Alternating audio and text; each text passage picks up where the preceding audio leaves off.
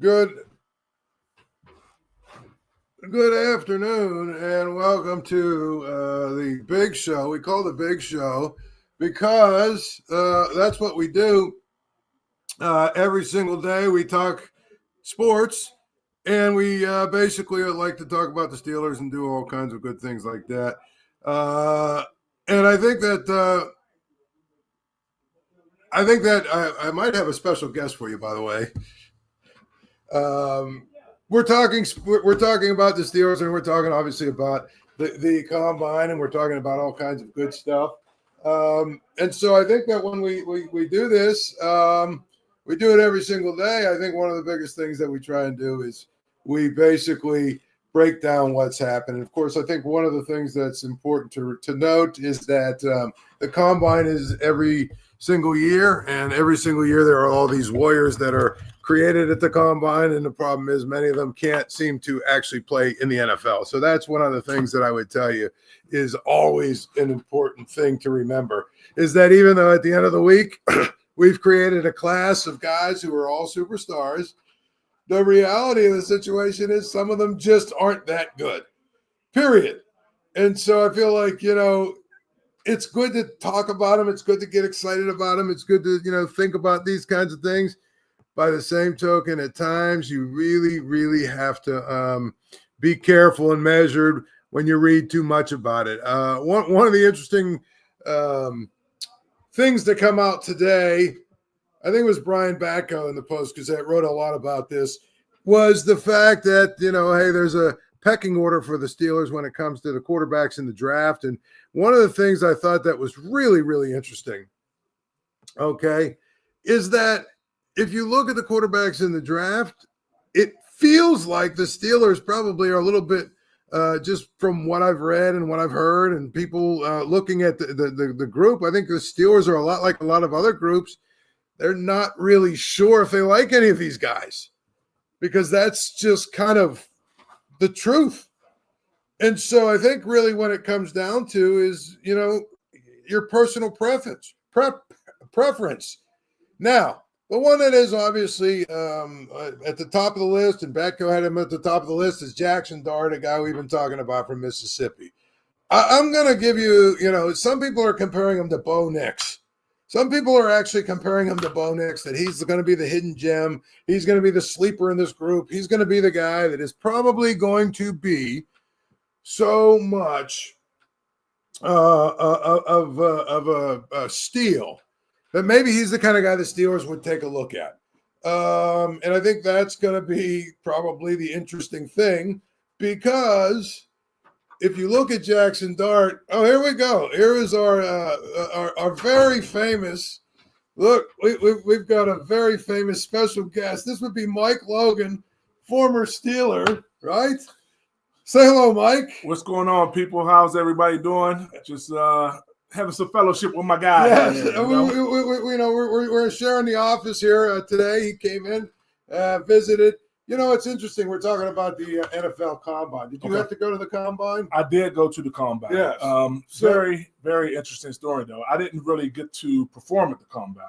I had popped a hamstring in a bowl game, and I was real excited to do the Combine because I felt like that was an opportunity for me to really shine and improve my draft status at the time. But my agent and actually the Detroit Lions scouting department advised me. They said, listen, we know what you can do.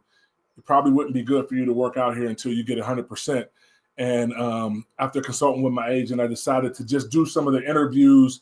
I did do some light stuff there, but then they were like, we'll see you at your workout, at your private workout. Mm-hmm. And I really had a good showing at my private workout. But I did do some of the groundwork at the Combine where I actually, got to talk to some of the teams who were interested in me. I actually talked to Tom Coughlin in the elevator at the Combine, and Jacksonville ended up drafting me. So I say it was a great conversation. Yeah, I was going to ask you. I mean, I think people don't realize they see, the on TV, the running and the weightlifting. Right. But the Combine is a lot of like interviews, right? Yeah. Don't you take psych tests and stuff and all? I mean, this is like for basically 3 or 4 days when you're there, you are getting probed in every. Yeah. Right. It's a very interesting a couple of days because in some of the psych testing, they ask you some real bizarre questions, kind of questions that are kind of off the wall, and you kind of look at them again like, did they ask me that, or is this the right question? Am I hearing those things right? As an example, like, do you take baths or do you take showers? And you're kind of sitting there thinking, like, how does this relate to football? You know what I mean? But they just want to see what your reaction is. And was that the dumbest question you got? Do you take baths or you take showers? That was one of them that I found kind of bizarre. But they get kind of deep sometimes, and it really makes you think, though. And I think that's what they're really looking for, to see how you're going to respond to some of those questions, some of the shock value, and to see how you respond to it. So. Obviously, I did kind of well, got drafted in the second round. I think that it was an interesting experience for me. And when I talk to young athletes who are getting prepared for the combine, I tell them just to get ready, and I tell them to be themselves, though. If you be yourselves, I think that's what, can elevate your draft status. It can elevate you on their draft boards because they want to see the authentic you. And if you're able to do that for them, I think that's what helps you get drafted. Yeah, I was just talking about the fact there's a lot of guys that do really well at the combine, but they can't play a lick, right? I mean, it's kind of an inexact science. It is. But I also think, NFL teams, they obviously think that you can play the game very well, but they want to see if you can adapt to some of the situations that you'll be in, because I think you can have success in the NFL. Everybody who gets invited to the NFL Combine obviously has talent. Right. They can play the game of football, but it's about how you adapt to the game. There's so many different aspects of the game. It's just not all physical, as everybody thinks. There's X's and O's you have to learn. They want to see how you deal in adverse situations and at a responsive effort. It has to be fast. And I think with the combine, those are some of the things that, they want to see what your attributes are. So I think the combine helps them really figure those things out. It's interesting, the Steelers, you won what, 2 Super Bowl rings? I won one Super Bowl. Okay. I retired the year that they won. Oh, that's right, Mike. Yeah, so tell that story like Mike was calling you that year. You had retired and somebody got hurt, right? Yeah, I got a call from the Pittsburgh Steelers in the 2008 season, and Troy was dealing with an ankle or a knee or something, and they were like, well, we would bring somebody in the postseason who kind of knows the defense and knows is familiar with the team. And they asked me what kind of shape I was in. And at that time, I was already a year out the game and I was in no shape. And I told them, I said, I'm not in shape. I would have gladly been a straggler on that team if I could have did it. But I was working in media at the time. I was working for ESPN. So I did get to cover the Super Bowl. I was down in Tampa when they won that Super Bowl 43, but I would have loved to be able to get that ring too. But so you got one ring, and of course you played in the playoff games, and one thing that all of our listeners and everybody has got a lot of angst about is the fact that they haven't won a playoff game in 8 years. Yeah. Now, we've heard guys like Ben and James Harrison, a number of guys have come out and basically said the Steelers have lost their way. Yeah. Number one, because I actually got into this the other day, trying to explain what is the Steeler way, and number two, how do the Steelers find their way again? Well, the Steeler way, I can sum it up by saying this. The Steeler way, we never had a guy who thought they was above the team. And I think with some of the teams that we've had over the last couple of years, there's been individuals who wanted to stand out on those teams. We never really had that problem. If we did have a budding issue in our locker room, we were able to talk about it as men and brothers, and it was rectified instantly. We never had to deal with some guy who was putting on a show for the media, for the fans, for the, quote, social media crowds now. We didn't have social media back then, so we didn't have to deal with those things where they can get on social media and project themselves dealing with an issue that they're dealing with within the team. We dealt with it within the locker room, and our coach allowed us to handle that ourselves. Bill Cowher said, if you see me in your locker room, then there's a problem.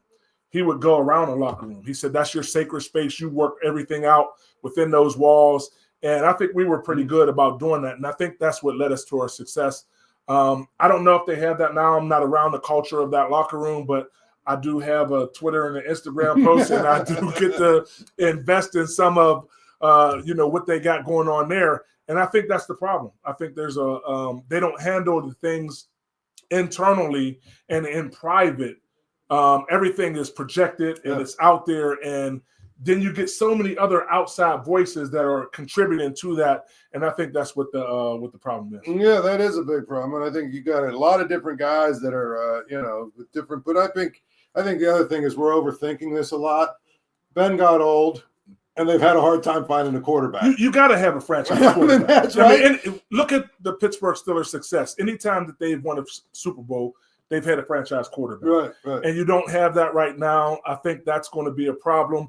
But you also need great leadership. You need awesome, great team leadership. I think the Steelers right now have great individual leaders. Cam Hayward, Minka Fitzpatrick, TJ Watt. I don't know if they have leadership amongst the team where it's respected to whereas someone can say something to you and you just accept it and you digest it and you go through it and you say, because we had so many leaders on the team that wasn't the team captain.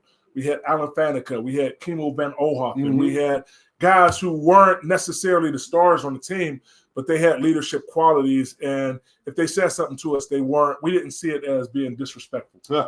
No, I think that's the biggest thing. I mean, like I said, people are overthinking it in some ways. I feel like, okay, they've made some mistakes with offense and defense or whatever here and there, but I mean, if you've got a franchise quarterback, it covers a lot of those sins. You know what I'm saying? It does. It does. Because I think when you have a guy who's willing to accept the responsibility of being the quarterback of the Pittsburgh Steelers, that's a heavy load to carry. Yeah.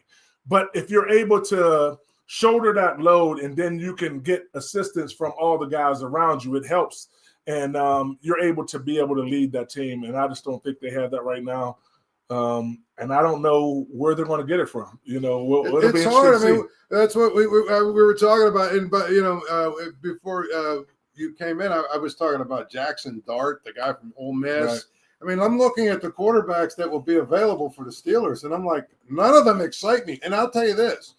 I think the Sanders kid, Deion's kid, and the other kid, Cam Ward from Miami, I think they're good, but I don't know if I'm going to trade up. You think about what it would take the Steelers to trade up into the top 5. They'd probably have to give up two or three first-round picks. They'd have to give up so much to do that. Right? You can't do that. And, along with a great quarterback, you need somebody to catch the ball as well. So they need a number 2 receiver behind Pickens, and Pickens has to get his, deal in order for him to be a true number 1 that can really just change the face of a game at an instant. And we know that he has those qualities, but he also has to put himself together and get on the straight form. And I think having a quality number 2 would help him do that. And they don't have that as well. So you wouldn't be giving up too much to go after a quarterback like that. Yeah. So, I mean, you look at free agency now and trying to find something like that. But, I said this last year when they brought in Fields and Russell Wilson. I said, are you going to give one of those guys a long-term deal? And can they be the guy that will lead this team to success? And here we are. Right. So it's a lot going on right now. And hopefully they find their way, because I know that as fellow Pittsburghers, we're getting impatient and we want to get back on that winning track. So I understand. Believe me, I feel with you. I feel with you. Well, before I let you go, I mean, because again, I literally yanked me out of it. I yanked and said, "Come over here for a minute. You got to get on with me." Ray W. here. Oh, I'm sorry. Ray W. says he lived on Huey Street. So I lived on. I lived in Harrison Village when I first got to McKeesport. Then I lived on Versailles Avenue, and then I lived on Grover Street. So Ray, I see you over there on Huey Street. Paul, come straight. Okay. What I was saying, here's the other thing I was going to tell you. If we took an all-time team from every high school in the WPIAL and had a tournament, where would McKeesport fit in that group? Woo! All-time team. I mean, you have to go back to some of the greats that came out of there. I mean, one was my coach, George Smith, who was a famed coach in the WPIAL. I mean, you go back to Pudding Grayson. That's what I mean. You know what I mean? I'm thinking you got guys. Darnell Warren. You got some great McKeesporters. Brandon Short. I mean, they've had some great teams. We've had some great teams. I think McKeesport would fare well in some of the all-time great teams here in McKeesport. But I look at the WPIAL, man, and I think about some of the teams. I mean, obviously Central. Right. Central. Penn Hill's probably Penn put Hills. together a really good team. Oh, they would, man. I mean, back when it was the Quad East, we had some great teams. Yeah. I mean, just then, through the early '90s, who had great teams. So I think McKeesport would fare well. Back when you played, North Hills was really good. Yeah, North Hills was good. They had some great teams. Yeah. I don't know. I mean, I ain't gonna say we would come out on top, but we got some talent that would prove us pretty well. Here's a school that would be tough. They would at least compete is Ringgold because they've got Joe Montana. Oh yeah, Ringgold. Central has Dan Marino. They had Brian Miller when I played against Ringgold. We played them. But there's some awesome teams. I mean, you think about some of the old teams. Monessen and Uniontown has some great talent. How about Duquesne? Before they, right? Yeah, So I think my team I would pick Aliquippa.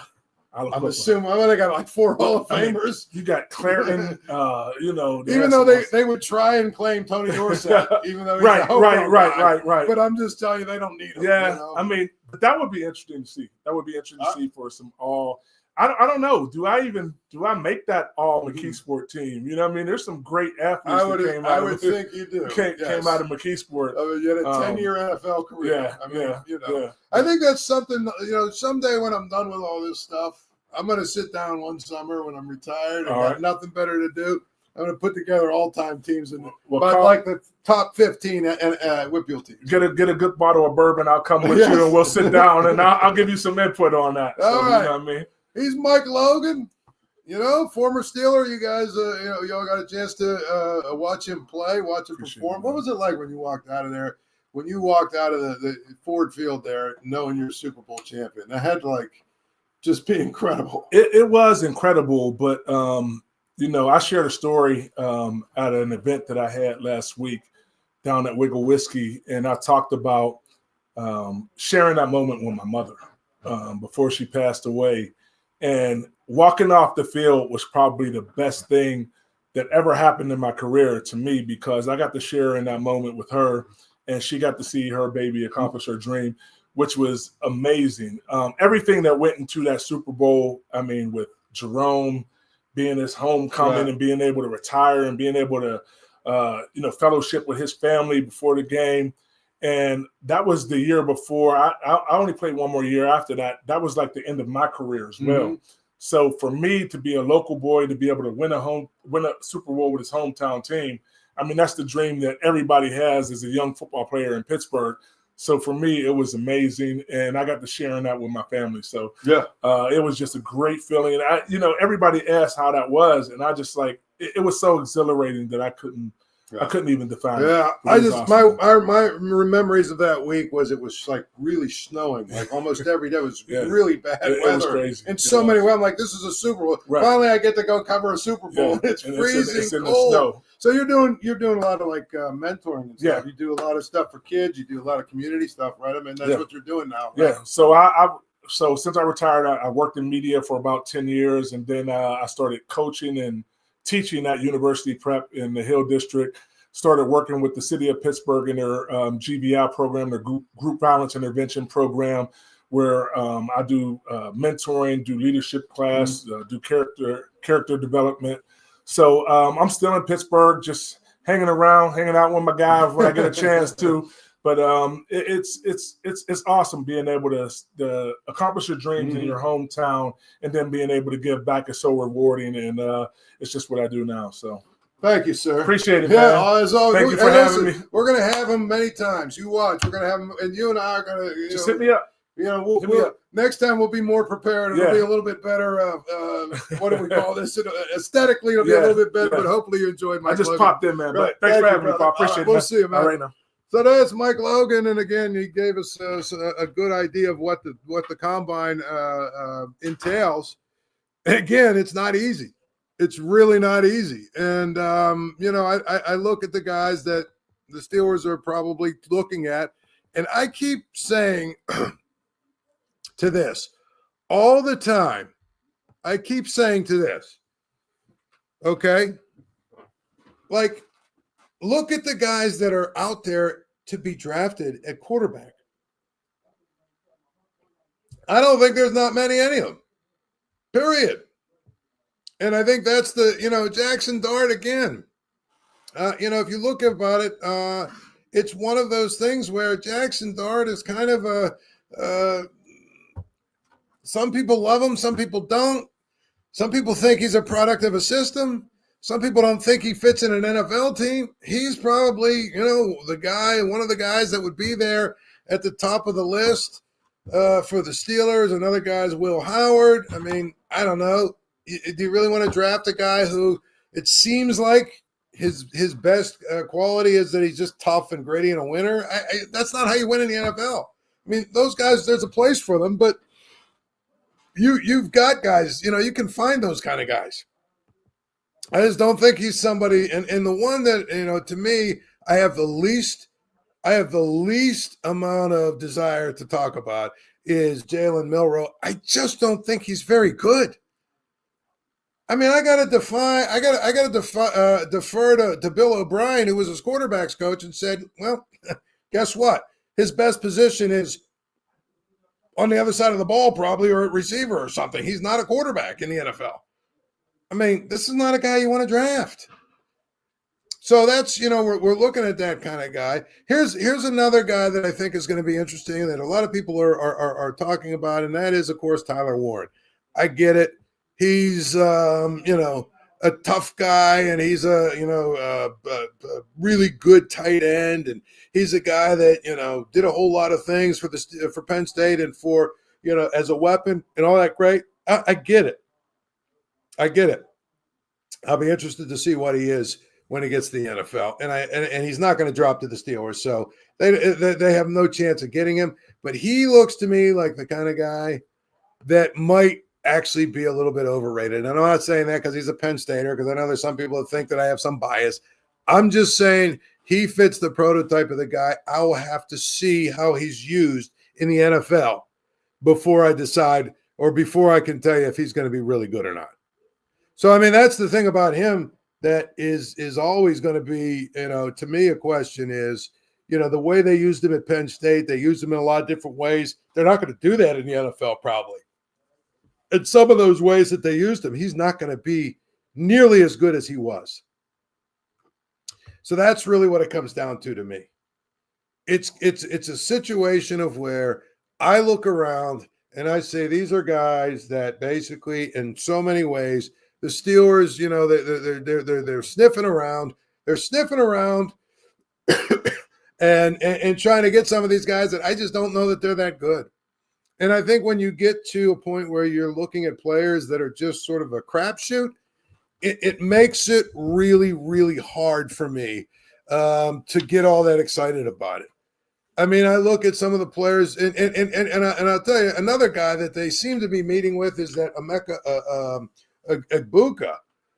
And I think he's a really good player. And I think if you put him in that group with George Pickens, all of a sudden, just like Mike Logan was just talking about, I think you're in a place where now you're making your receiving core actually better. Period. You're making them actually better. But here's my concern. One, I'm not sure exactly where he's going to go, but I don't know that the Steelers are going to pick him in the first round. And if they're not going to pick him in the first round, he won't be on the board when they finally get around to wanting to pick. I mean, I think there is almost zero chance they'll go receiver in the first round. Even though they need one, I think there's almost zero chance. I think it's going to be probably a defensive lineman, or it's going to be a cornerback, because that's where they pick. That's kind of where they're going to get the most value, is at one of those two positions. And they're a team that doesn't really believe in using a first-round pick on a receiver, period. So I feel like, it's nice that they met with him. It's nice that they talked to him, but I am not sure. I'm not sure if he's a guy that is probably going to be it's probably going to either be there, or better yet, that they're going to go in that direction. So I just feel like that's the point. That's where it comes to. And that's where we're at. You know, you can't use this combine to project what you think you got to really take a look at the Steelers. How do they operate? How do they do business? How do they do things? And if you do that, I think you're in a place where, you know what? You kind of understand they're probably not going to go receiver in the first round. They're probably not going to try and trade up to the top, 5 or whatever it would take to get one of the other quarterbacks. They are definitely going to take a quarterback. It's just a matter of when and where. Probably 4th or 5th round, maybe the 3rd round, but for the most part, they're going to take a quarterback probably on the 3rd day.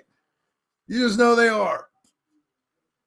The one question I keep coming back to about quarterback, though, to me, is when it comes to Justin Fields, if you wanted him that bad, why exactly are you wasting so much time trying to make it fit? Doesn't make sense to me. Doesn't make sense. It doesn't make any sense at all. If he's your guy, he's your guy. Period.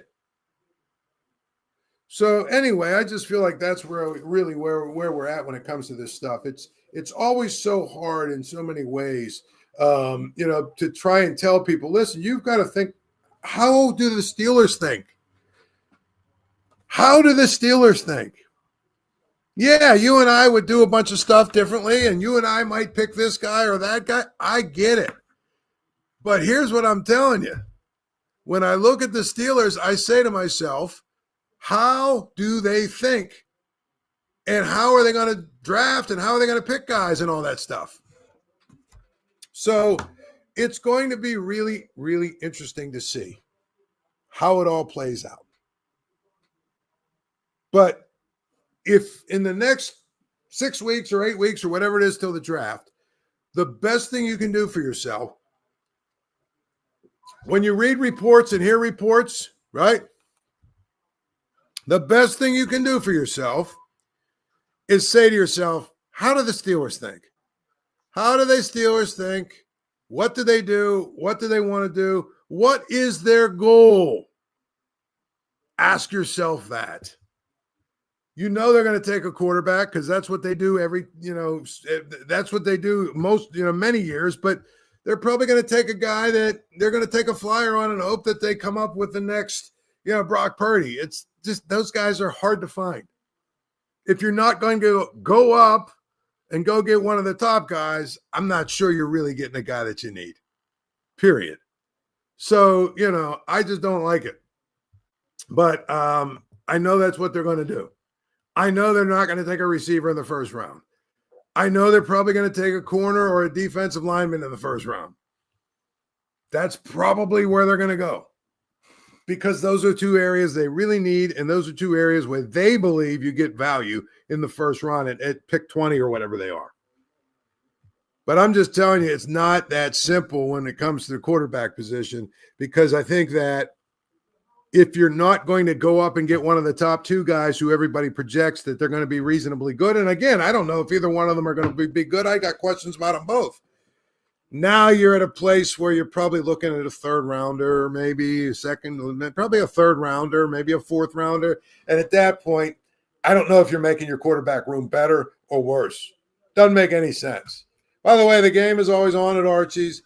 Get down to Archie's on Carson Street. Archie's, home of 80-cent wings, Monday through Thursday, home of the Paul Zeise grilled cheese sandwich. So get down to Archie's when you get there, say hello to Archie. But here's the other thing.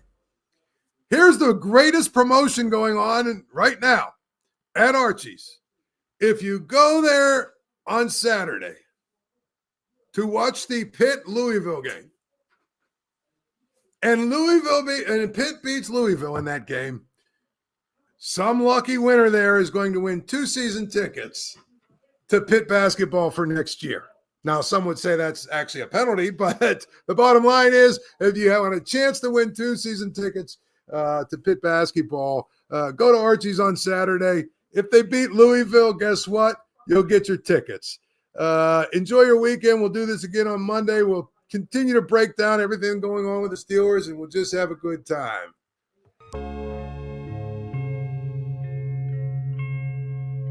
Thank you for checking out this content from Post-Gazette Sports. If you watch this video on YouTube, please like the video and subscribe to our channel. For all of the sports coverage the Post-Gazette has to offer, visit post-gazette.com.